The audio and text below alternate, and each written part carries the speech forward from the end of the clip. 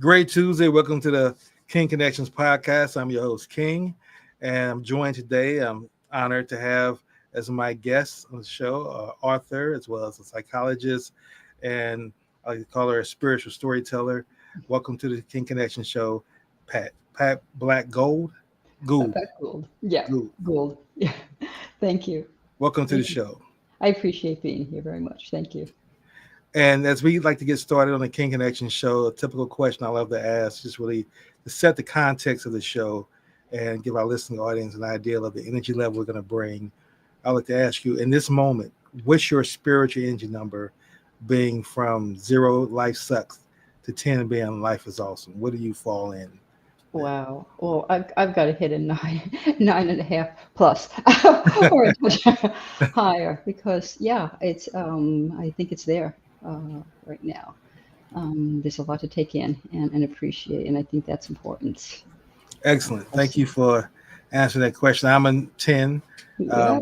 And I tell people the reason I ask the questions for several reasons. Number one, it's to really kind of see where you are, because especially in today's world where the news is just full of such negative information, you never know what meetings prior to our discussion you may have come from. And so understandably so, you can just be in a low energy level. And I've learned that if some people are, it's best just reschedule so that, you can be at your best. And I've found that people in meetings, when I ask that question, or events, if people say anything less than a 5, then they're not going to be engaged, they're not going to be present, and they're going to be adversarial, and it's just not going to be a good discussion. So anything above 7 usually is going to be a great discussion, and we're both going to be positive energy, and I look forward to our discussion today. Well, thank you. That makes total sense. And the last thing I would add to that is a lot of people don't realize, from my perspective, it's a number you choose, not a number you just are. And the reason I say that is because, life happens to you, right? But as you know, and we've heard other people quote this, it's how you respond to how life happens to you. Exactly. And I believe that when I wake up in the morning, I go through a gratitude list of the things I'm grateful for: my life, my health, things of nature, the ability to see, walk, talk, stand, and breathe. And once I complete that list, I'm at a 10. I choose to be at a 10, and the system engineering me, I don't see a value for choosing anything less than a 10. I don't judge folks who don't choose a 10, but just for me, I choose a 10. And then if I'm not a 10, I look at ways, like I said, I go through my gratitude list, and it takes me to a 10. I think that makes a lot of sense. Basically, because that there are things that are always going to be coming in our direction one way or another. And if we approach it to that extent that it happens to us and it pulls us down, that doesn't help us any in terms of growth, resilience, and moving forward. I think when we can know it's still around us, and times can be tough on this, or something could have happened, and we might sink for a minute, but pull ourselves, because it's natural. It's natural to fall. It's natural to have those feelings and emotions, but to move forward and to not fall kind of victim to that, you push forward through that and continue from there. Absolutely. Excuse me, I just have a dry throat coming in from outside, and it's 102 degrees here in Maryland. So amazing. Never thought that weather for up north. Yeah, some people say they love it. I was at a lunch day with a business colleague yesterday, and she said she loves the hot weather. She's been waiting for this kind of humid weather. And even though I'm a summer baby, my birthday's in August, I still I prefer to be cold than hot. There's hot and there's hot. Exactly. And there's humid hot. Exactly. Yeah. Exactly. Not fun. Well, let's begin the show. Again, thank you for your investment of time and energy with joining us today on the King Connections podcast. We're looking forward to this discussion for a variety of reasons. Having a chance to kind of read through your bio, talk to you in our previous alignment call, and just look at some of the books you've written, the subject matter. You are definitely a very interesting person to me, just because of the topics you're writing about, why you're writing about it. And I just really kind of want to expand and talk about that today. So my first question is going to be, now you are a psychologist, you have a theater background as well as you do historical storytelling.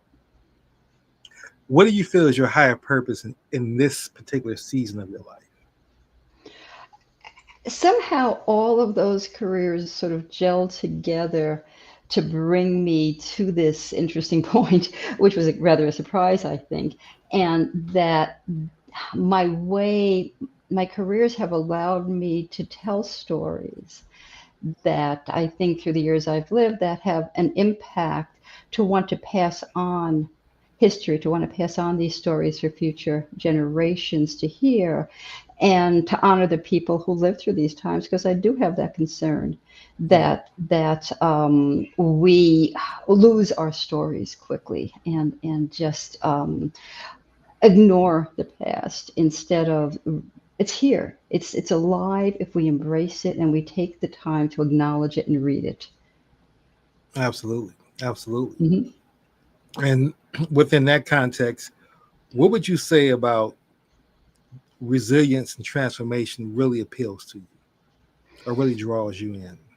I think that somehow in writing both books, they became a forefront of a message Mm, that I had without even realizing it. And being a psychologist and working with just veterans and people who have had trauma and people that have had struggled, it's the way to feel we've had things happen to us in life, but we can take that and get stuck there, or we can allow ourselves to move forward through this, learn from it, and be at the point where we can get to those tens mm, more often.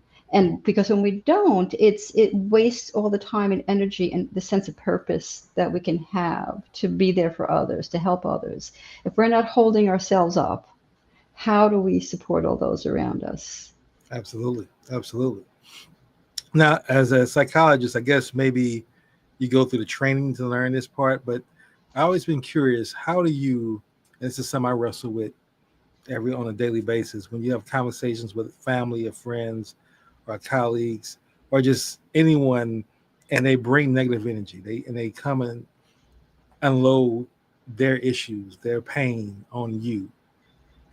How do you compartmentalize that, not receive it to the point where you internalize it and it affects your spirit and your energy, and able to not judge and offer insight and feedback from a context of really being present and listening? It's work. It does take some time in the field, I think, to get to that point. But there, I think between a sense of empathy, understanding, and respecting what they're going through, because they've gone through it, Mm, and yet being there with a little bit enough of a distance to offer the help that's needed to see the points where they may be stuck, and to advise, because if I'm so emotionally wrapped into it, mm, their story, I can't take the step back that we need, because we all know when we're wrapped up into an emotion, it's very hard to see clearly. right. I can't see Absolutely. what's Yes. I can't Yeah. see what's right in front of my eyes. So I can only be there for them if I can. It doesn't mean like I'm removing myself from them. It means that I'm giving myself enough space so that I can look at it from various different perspectives and help them examine a situation, Mm. and just offer different suggestions, different viewpoints, while at the same time while still supporting them. And hopefully they respond to Now, that. absolutely. I'm sorry that cut you off. I didn't. Oh, no, no, no, no. Now, one of my favorite books, and I reference it as my Bible, and because I read from it daily, that's why I call it that. Is The Seven Habits of Highly Effective People by Stephen R. Covey. Mm. And of course, one of their habits is seek first understand before being understood. And so he talks about in that book how we never taught how to listen in school or any professional setting, any kind of education unless you go to, I guess, the kind of training you've gone through to be psychologists. And my question is that a part of the psychologist training to be able to listen, or how do you learn Mhm. that? Where did you learn that ability? You do. You really do. It was a part of psychology. We would have sessions where one person, as fellow students, we would talk to each other and be told, so just listen, just take in the information the other person is saying. Don't jump. Don't give them right away wanting to give them feedback. Mm, But also, I think that in the theater world, you've got all your five senses going for you all the time on stage. If you want to be a good actor or director or whatever, a playwright, you've got to take in everything. And listening is a very big part of that, because you're not going to have and create that connection with the other person if you're not hearing what they're saying to you. mm, You could be thinking about your own words, what's going to come next, and you kind of can tell an actor who's sort of in their own world, and mm. there's not a connection. You Yes. can speak. You can spot them after a while if you're familiar with looking at it. You can kind of spot them. They're into their own thing. But when they're really connecting with another person, you catch that dynamic, Mm, and it's a powerful dynamic. And so when you're watching something TV in a movie and you're seeing that, right? Wow, it hits. It hits. So I would have to say my theater training gave me that, as well as my psychology training. mm. And I had to learn then how to write that in a book. Or if I chose to, have some characters who didn't listen, couldn't listen, wouldn't listen. Mm. And I had to do that too. So I would always pair that with somebody who might be doing well at something, and somebody who could teach them a lesson, by somebody who might be doing well and somebody else who might be struggling, and how one could teach the other a lesson. Okay. So a lot of listening involved. Now I'm curious. You talked about your theater background, and I'm curious that at this stage in your life, with your theater training, your psychology training, you've been an author. When you look in the mirror, or better yet, when someone asks you, "What do you do for a living?" What is the first thought that comes to mind from those different roles? If you have to answer that, when you answer that question. I go to author first right now, because it's my primary focus. I Hmm. still do have a small theater, have a small psychology practice, but it's smaller. And as I'm getting older, I'm just sort of semi-retired from that. But I'm putting this sort of, I want to say, the the psychology comes out in my writing Mm. through the characters, through every character that has like a psychological arc through the story. So it comes out through there. It comes out through my presentation when we talk about a certain era or something that happened to the characters. So it'll be there first. And the theater person, that zany, crazy part of me that improv and does everything, just sort of, it's just always there. It's just, it's tied in somehow. So it's almost hard to tease that out. Did you ever uh, find yourself comparing where you were mentally at, because you have obviously were, depending on where your age were, maturity wise as well, those different other career choices. Is there one particular career that you felt more prideful of, like this is who I really am? This speaks at that moment in time, like this is the perfect blend of who I am. Was it the author role, the theater role, or the psychologist role? It can vary at a certain time. I would have loved to have stuck with theater, but it's not the easiest thing in the world to make Mm, a living with. But I don't. I wouldn't have known it at the time I was in theater, because psychology opened doors to also listening and hearing people's voices that I might not have heard had I not gone into psychology. mm, And then the two together brought me to where I am now. So it's interesting. I never would have. I always thought them as separate. Boom, boom, boom. These are two. These are three separate things, and they really do merge. So I am now comfortably at where I want to be at. Okay. Yeah. Okay. Now, as we shift into talking about your role as an author, and when I look at your books, The Crystal Beads or Lakai's Journey, I'm pronouncing Lalka, Lalka, Lalka. Laka's Yeah. Journey. I see what I consider to be what I call sacred work, Oh, preserving not just history but humanity. And yeah. my question is, talk a little bit about how those stories found you, and then the characters that come out as a result of that discovery. Okay. A friend of mine, a rabbi, told me the story of a young girl who was placed in a school, brought to a Catholic convent, which also has a school, to stay there to be safe. She had to Mm, be, parents had to let her go, and she was questioned by a Nazis to prove that she wasn't Jewish. mm, I heard that story while I was still in the theater world, believe it or not. And what I wanted to do with it was what I did with it was turning it into an actress monologue to use for auditions. It sat and it sat and it sat until about 8 years ago because it stuck with me. And the first thing I did when I decided I wanted to move into writing, not as a playwright again, but into writing, that it was the first thing that I still had my draft of that paper. And we're mm. going back to, oh my God, we're going back to the 1980s. And I pulled it out and I brought it to a writing class. And I said, I want to do something with this. I know what it was, Mm, but that's how I heard it. And I had it was published as a short story first. It's written by, the story is from the voice of a 6-year-old to 7-year-old child. mm, And it was published as a short story first. And then I said, this is not enough. The voice has got to be heard, especially in today's day and age where we're struggling and we're not always there for each other. This voice needs to be out there. And this little girl and her mother needs to talk.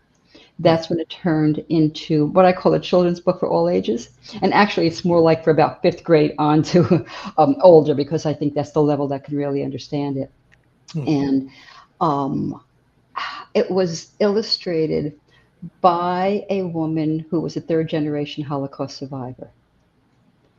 And I felt we made a connect, we met on Instagram, and I felt it was important to have that illustration done by someone who had some connection to the Holocaust. And I found the right person exactly. Mm. It was incredible to find her. Incredible. She didn't speak a word of English, and she lives in Israel, Really? and she's from Siberia.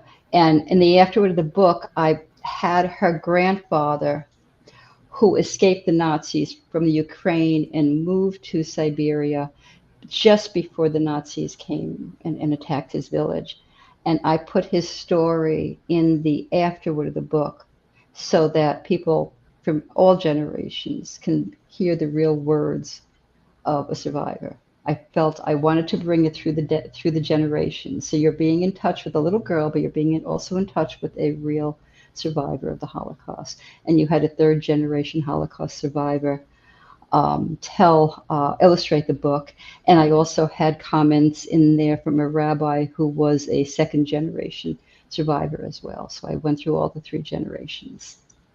Now, did you say your psychologist training, psychiatry training gave you that framework to use that made you say, let me get the rabbi, let me get the little girl, let me stage it this way? Mhm. Where did that come from?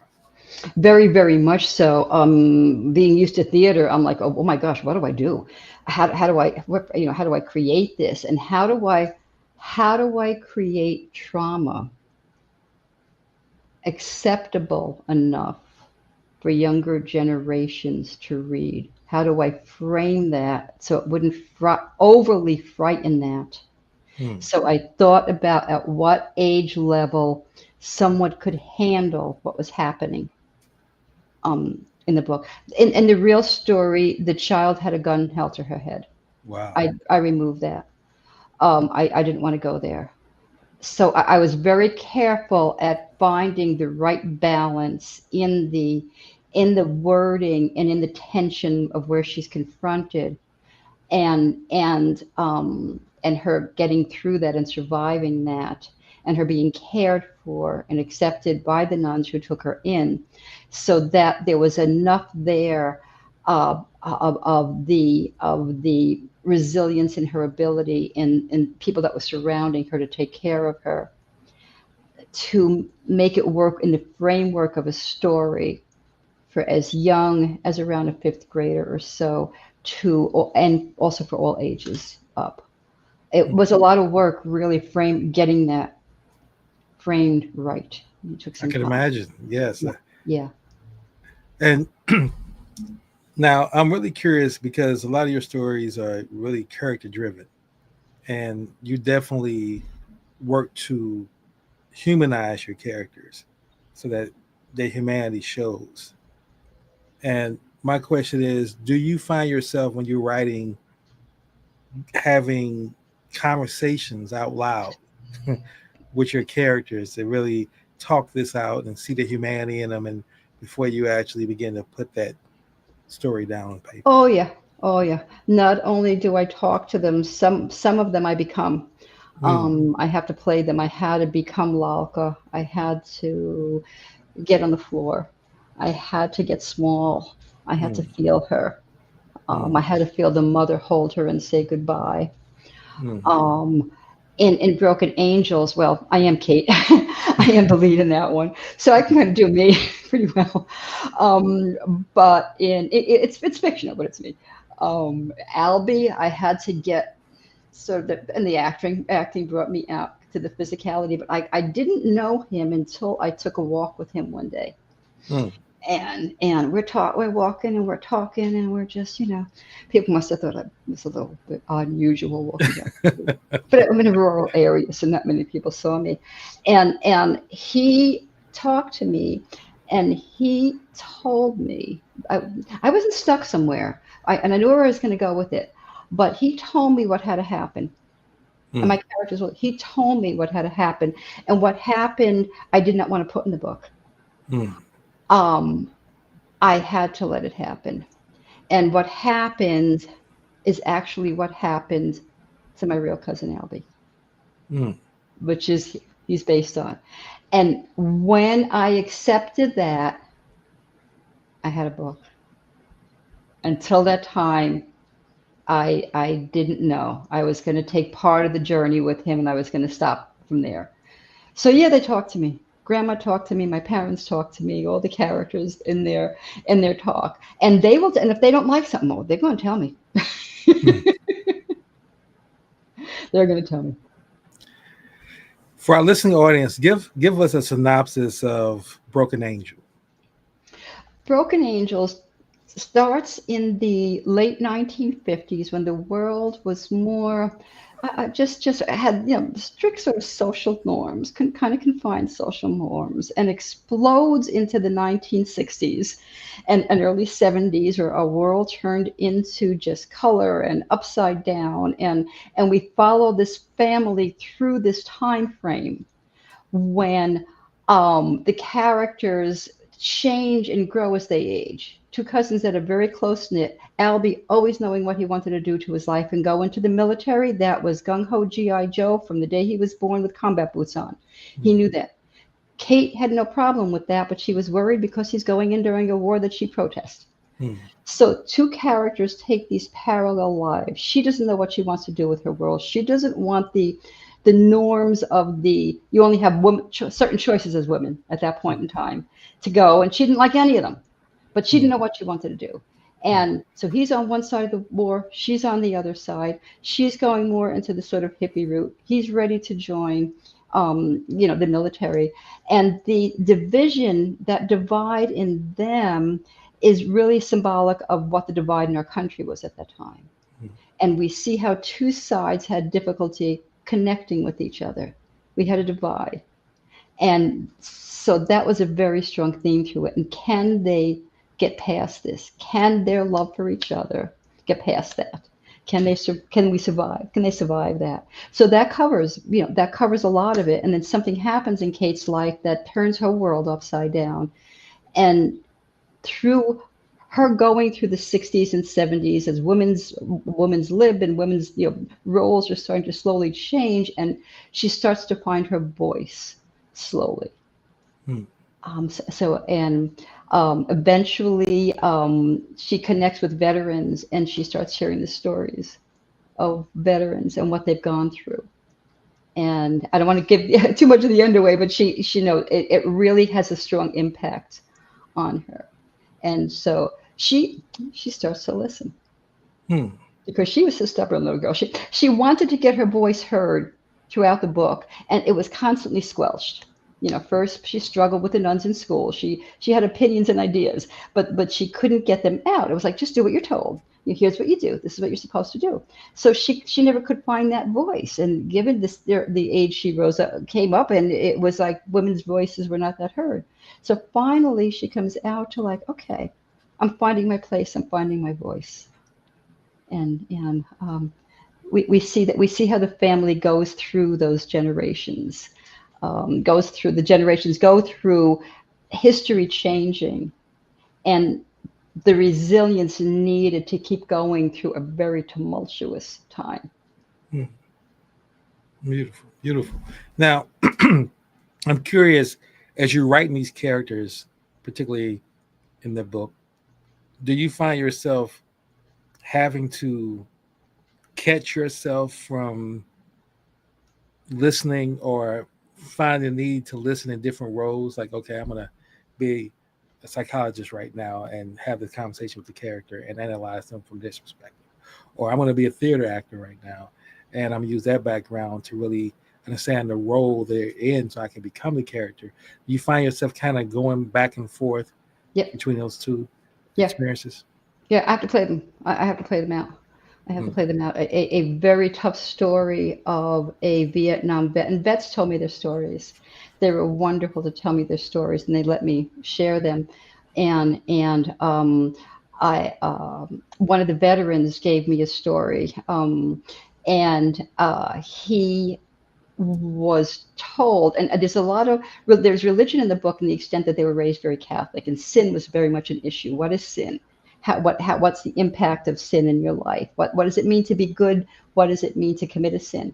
And in this story, it was Kate's worst enemy. All through school, she blamed everything that happened in school to this bully, Walter, and he was a bully. He was a class bully, and she hated him. Walter ended up going into Vietnam, severely injured. But before he was injured, he was told that he had to kill someone. He had to take a gun and kill. That was his job. He went to a chaplain and said, and he did because he had to. It was his life and his buddies' lives, so he had to do it. And he went to the chaplain wanting to be forgiven for a sin because he committed a sin in his mind. The chaplain said, pull yourself up by the bootstraps. He went and he took his M16, went into his bunk and held a M16 under his chin. And he stopped because he remembered that a nun told him that suicide is committing a sin too. So I had to I used a psychologist and taken the voices of all my veterans, used a theater person to stage the scene, the emotion, and use the author to figure out how the heck to tell it all. So it's so funny, isn't it? I would have never thought that all was supposed to do that. Well, it's such a blessing that you have such a diverse background that you can tap into those experiences for that purpose now, because it seems like everything you've done prepares you to be an author. Yeah. And that way you can tap into those experiences. That's a wonderful thing. Now, I'm curious to know that as you talk about exploring in Blue Angels, I'm sorry, All the Broken Angels, you talk about Vietnam War and the shaping of identity during the 60s and 70s.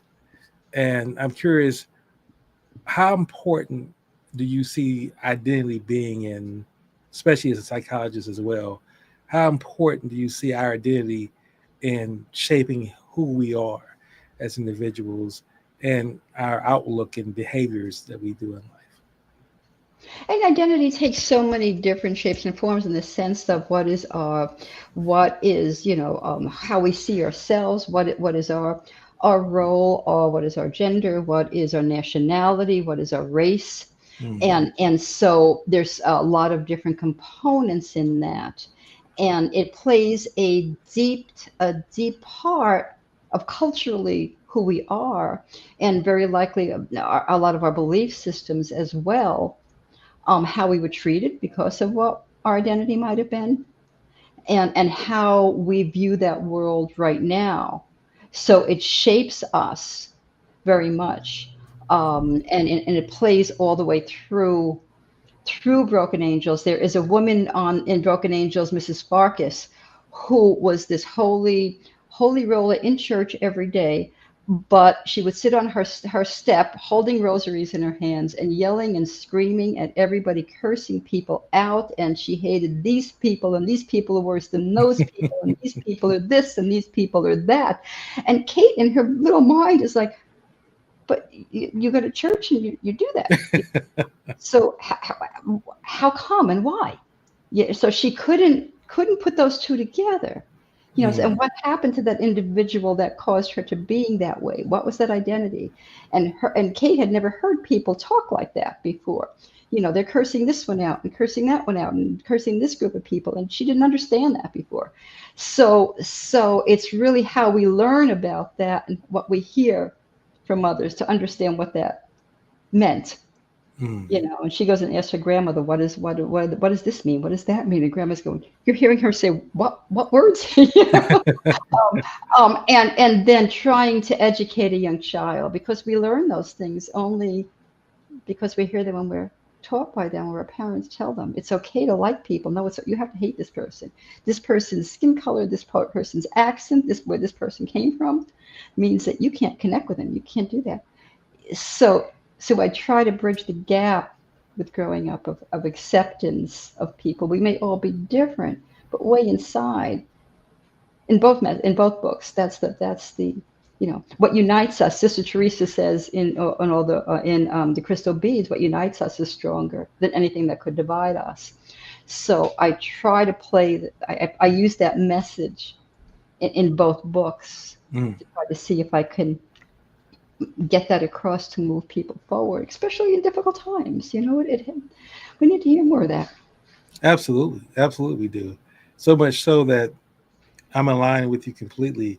Like, what I've realized now that I'm in my mid 50s and looking back at life, a friend of mine who's an author as well, he coined the term cultural givens, that what you're giving at a young Mm. age.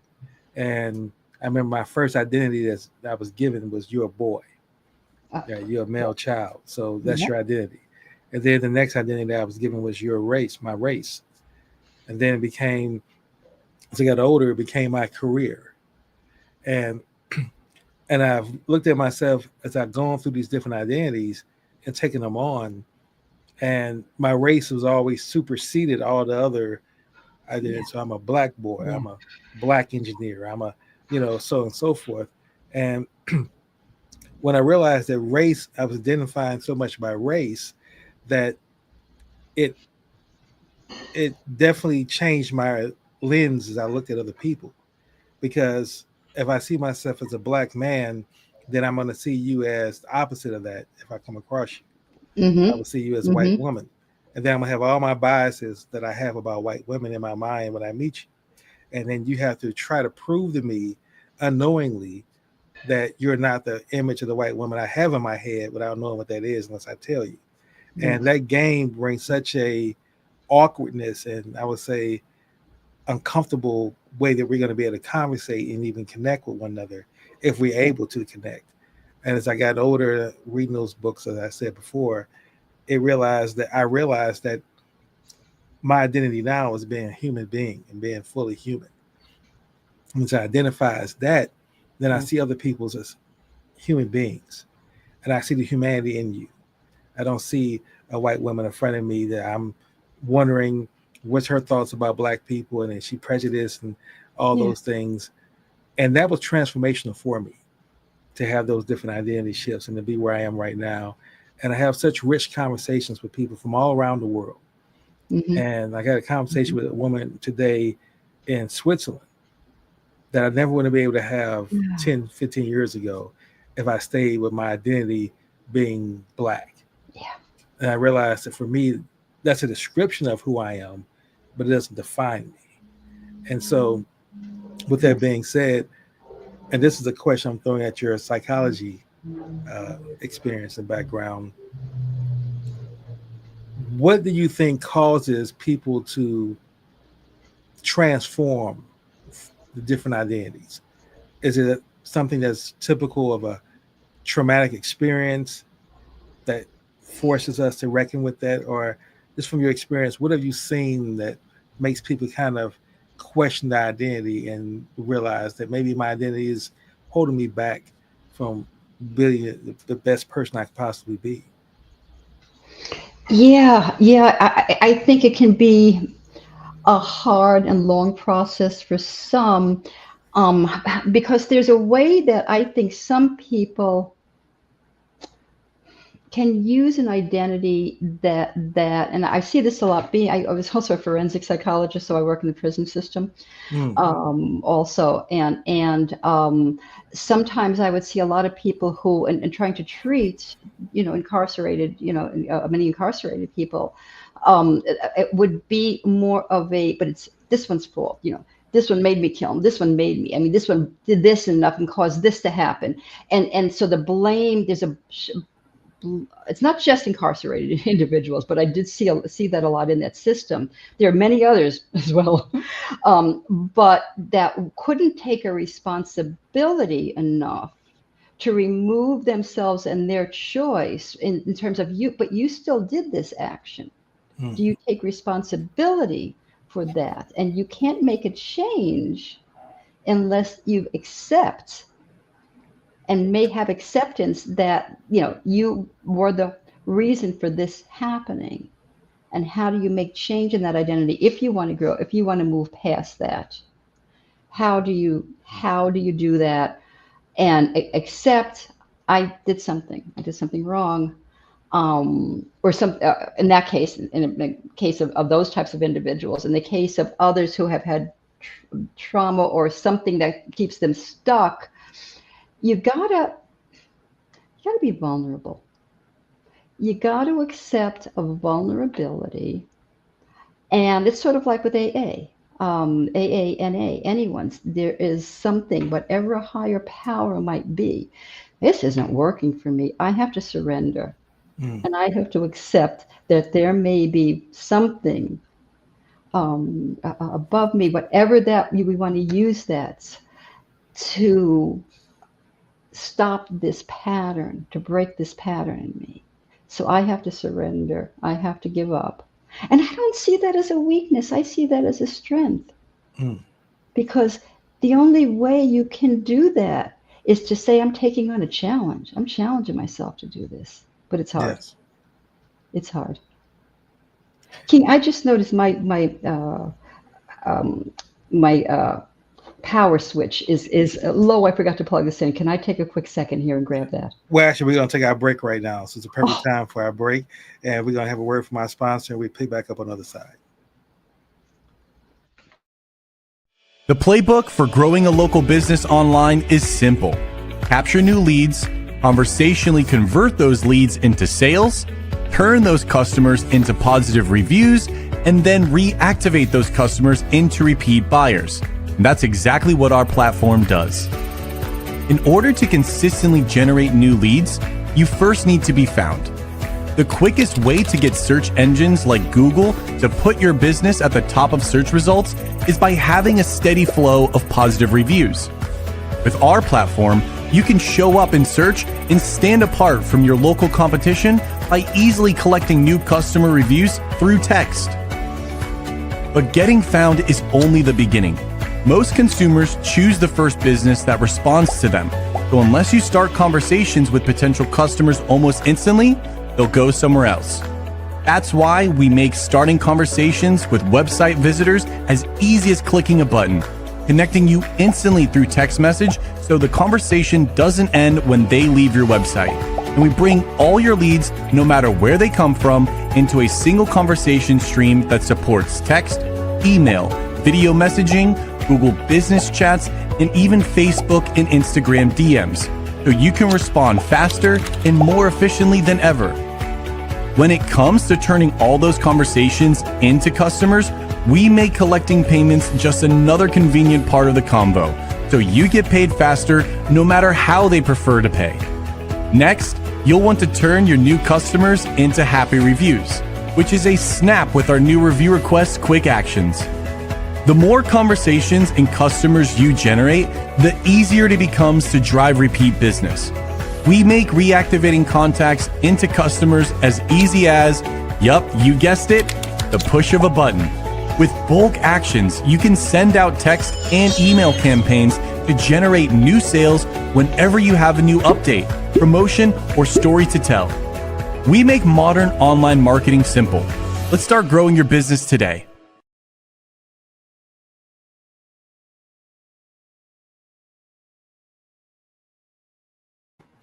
And we're back with the King Connections podcast. I'm your host again, King, and I'm here with Patricia Black-Gould. I'm sorry, forgive me for that. I want to say gold for some reason, but Gould. I can understand. Welcome back for our second segment of the show. And I really want to get now, because I'm fascinated by stories myself. I'm fascinated to hear people's stories, to learn from them, because I believe that I seek wisdom. And the best way to get wisdom is either from my mistakes or someone else's mistakes. And I would much rather learn from someone else's mistakes than mine. And in that context, I'm curious, because you said that stories we tell help preserve who we are. So I'm curious to know, if someone were to write your story 100 years from now, what message would you hope that gets carried forth about you and your work? Ooh, that's fascinating. I'm just going to move and get the sun out of my eyes just a little bit here and hopefully off the screen there. Okay. The sun's right in over there. There we go. That's a little bit better. Wow, that's a fascinating question. What message I hope? A lot of life at various different points, giving up a career that meant a lot for me. The theater world was hard. A lot happened during my training for psychology. I lost my mother while I was in the process of going through school, and went through a contested divorce. So things were hard at certain points in time, and it was always the choice could always be there to just give up, to not pursue, to just say, okay, enough already. Either stick with this job. You don't have to finish your doctorate. It's not a big deal. You don't have to get to that creative side of you. You're still grieving the loss of the theater. You don't have to find something else. And the message of that resilience to just keep coming back. It's like that Energizer bunny that just doesn't want to stop. Kept saying, but I got another story to tell. I was ill at times with both books, and there were one time where we weren't even sure what was going on with me, but I kept going back and forth to the emergency room. So I've got my paperwork in hand and my notebooks and everything, and my desk calendar and everything that goes with me. It sounds crazy. It sounds crazy, but I felt that I had stories to tell, and I'll be darned if I have to tell them in a hospital. I'm going to tell them. So I guess it's that story of just that resilience. You have to keep fighting for it, and keep wanting to build, or you can't stop. There's a choice. It is a choice. It's a conscious choice. My story would have to be one that just says, darn, you can put this lady in like a wheelchair, but she's going to have her notebook in her hand, and she's going to be taking notes when they're finishing your chapter or something. Fortunately, I'm fine. Nothing's wrong. But yeah. So all through those stages, that can very easily hold us up in life, and that's my message for my clients too. Okay, you're stuck. It's hard. Yeah. Here's choices. Now you choose, and whatever you choose is, there's no judgment. There's nothing. Whatever. I'll help you with whatever that choice is. But you do have these choices, because I think we get stuck and we forget that we have choice. Absolutely. They may be limited. They not be the choices we want, but the choices. Absolutely. One of the things that I also discovered about choosing to identify as a fully human, as opposed to race, gender, and so on and so forth, is that I'm less judgmental. And not judging, my mind is quiet, as opposed to when I walk into a room or I'm sitting somewhere and people come around and I'm immediately looking at what they're wearing, how their hair is looking, and are they too fat, are they too skinny, are they too young, are they too old, are they making too much noise, or they're too quiet. And those thoughts are not there when I see myself as a human being. And so that's the transformational power of being or seeing or identifying as fully human. And I'm curious to know from your lens, as a psychologist, how do you think storytelling works on a subconscious level? Not just to entertain, but to actually rewire how we see ourselves and others. Well, it goes back to that listening. If you're into listening to the story, you are going to find bits and pieces of you in characters. And I try to write, all my characters pretty much have something going on. It could be the smallest character, there's always something there. There's always something there.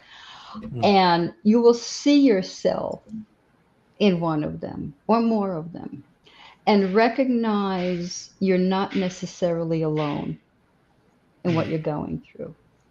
And it gives examples of how somebody overcomes that and is able to listen to what's going on, and to not necessarily judge. Or if they are judging, they can see, oh, here's what judging somebody causes.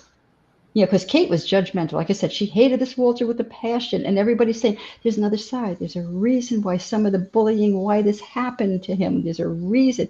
She couldn't see it. And something happened to him. It did transform him, but she couldn't open her eyes to seeing this other side of this character for quite some time. And the discovery was incredible, and it really helped change a lot of who she was. So my hope is you can listen to what happens to the characters. There's a very young girl in the book who gets polio, and this is my era, and a girl in school got polio, so of course I had to have polio in the book. And Kate was so angry for her friend, and she was like, well, aren't you mad? Do you still believe in God? Why would you want to believe? How could you believe in something? Look at what he did. Why would you still believe? And she's, I'm still alive, aren't I? You're still here as my friend. We're still talking. I mean, I have a little problem walking, but I'm still here. And Kate is like, oh, I don't think of it that way. Lessons. They're all lessons. Oh. As a writer, how do you know that a character story has been fully told? How do you know that, okay, I've done all I can do with this character? Their story is, their voice is heard. Yeah, I'm gonna try a little bit again. Hopefully, get a little more away from it. That's the psychological arc. That's therapy for me. So when you do therapy, you're trying to move people through the stages of what's going on with them to have some sort of a resolve, make progress. Okay. With some, they don't. That's not going to happen. But each one of my characters, even my minor ones, have an arc that I know I want to bring them to get the message across in the book. So I look and I'll say, all right, this one gets to here, but by the end might not quite be there, but that's okay. That's the stage where they need to be at because this is what's happened in their life to that point. Others, it's like, oh, okay, you've come around. So I'll end each character where I feel that they're therapeutically at, really therapeutically at. We have a session. I have notes on my carry therapy notes. At that stage in their life and in that the time that the book has to go. So I feel I've left them in the right spot. And there'll be times my co-author and I would talk about that. We'd talk about, all right, are they there? He's not a therapist, but we would still brainstorm. What do you think? Do we need to move this one a little further? Is this, no, got to be here. It has to be here. So that was very important. Are there any particular authors that you've read that inspire you, that made you say, yes, this is definitely the path I want to follow right now. This is where I want to be? I think I'm not so sure that in the authors were inspirational to me. I think theater hit that. Well, our playwrights might have tapped into where who I was about, where I came from, hearing stories and enjoying their writing process was interesting. I would I don't know if there's anyone like in particular that really sticks with me. I appreciate Joseph Heller in Catch-22 because he looks at war and the atrocities of war and the craziness of war. So I really appreciated that story.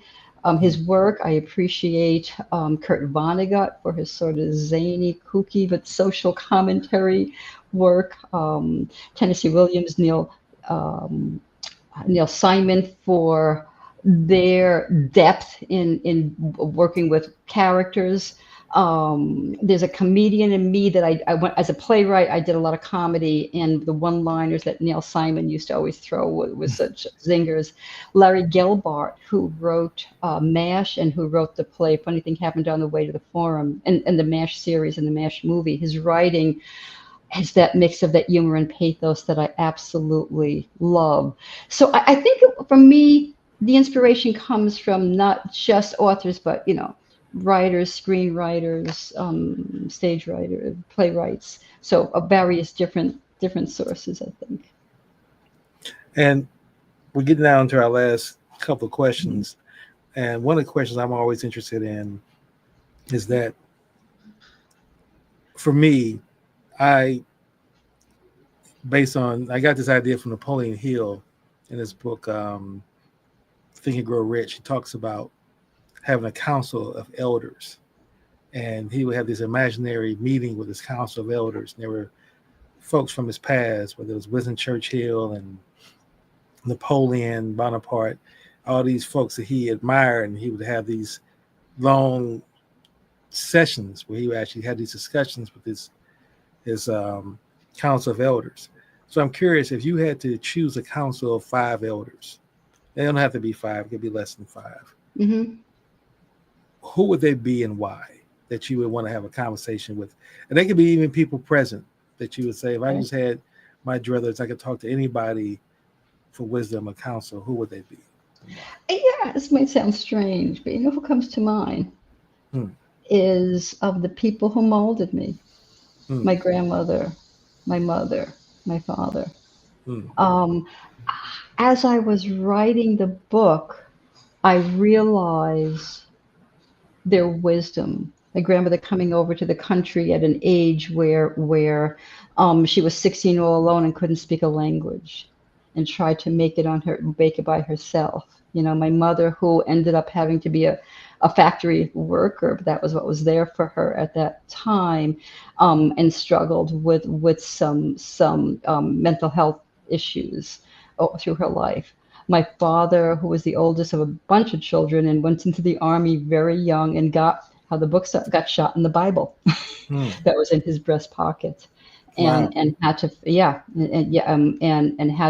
had to face that, and was in the Battle of the Bulge and knows what a veteran is like from World War II. and all the things that they went through, that I I love them and they know I love them, but that in a way I want to say thank you to, Mm. because they became, as I was writing this book more and more, they became my heroes. And I realized that. And I think when we're younger, it's like, oh, they're just your parents. They're just this. And I go, wow, look at what they lived through. We don't have to tell stories from the people that might have been famous or whatever. We don't have to have that as our inspiration. They can come from these quiet corners of our life. Mm. Yet that's who built me. My cousin Albie, who did serve in Vietnam and had quite a story, you Mm. know. So I would go for them. Okay. All right. You know? Excellent. And two more questions. Now, I'm a big person that I mentioned Stephen R. Covey's book, Seven Habits of Highly Effective People. Of course, the premise of that is we should, our lives should be governed by principles. And principles are life changing and everlasting.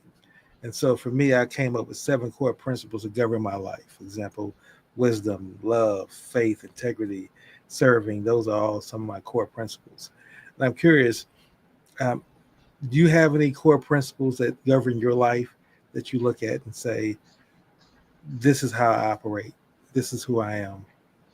hmm Um, I think love and appreciation, especially for my husband Patrick, who uh, lets me be who I am and is there to back me up for everything, Mm. and acknowledgement of how hard he works so that I can do what I need to do. There's so basically what that boils down to, I guess, the family and the close family who and remembering that regardless of how tough times may be, especially now, that they are still family, and hopefully, we can still connect to them. you know so I would say that that acceptance and that love and the appreciation, and maybe just saying thank you to them, just letting them, those loved ones, know that you appreciate them, because sometimes you just never know what's going to happen from day to day. so Mm. so letting them know that. So I think valuing people is very, very important. um, I think stay open minded, hear things. uh, Sorry about that. that's okay. um, Search for the truth. It's not easy to find these days, but search for the truth. Look at where you can search for it and try to form opinions from various different sources, and be open to listening to others as well, but really search. Don't stop. Don't take all your information from one source and believe in truth. Search for it. I don't want to say we live in a post-truth society, but all our social media, all the stuff we have, and TikTok and reality TV shows removes us from a link to something. And I think people need to dig deeper than that. Mm. So that to me is very, very important, which is why history and writing history is so important. And reading history is so very important. So I think Absolutely. those are some core values that stick with me. Excellent. Excellent. Well, do you have any closing words you want to share with our listening audience? It could be about anything, any topic, your book, whatever you wanted to share that's on your heart and mind. I think some of those values that are really important are something that we can live through the generations. I think what I want to say, especially to our younger generations, be open to hear older folks. Be hope you know, and I know, oh, they're relatives, but they're not always here. They're not always Mm. going to be here. And I love my family.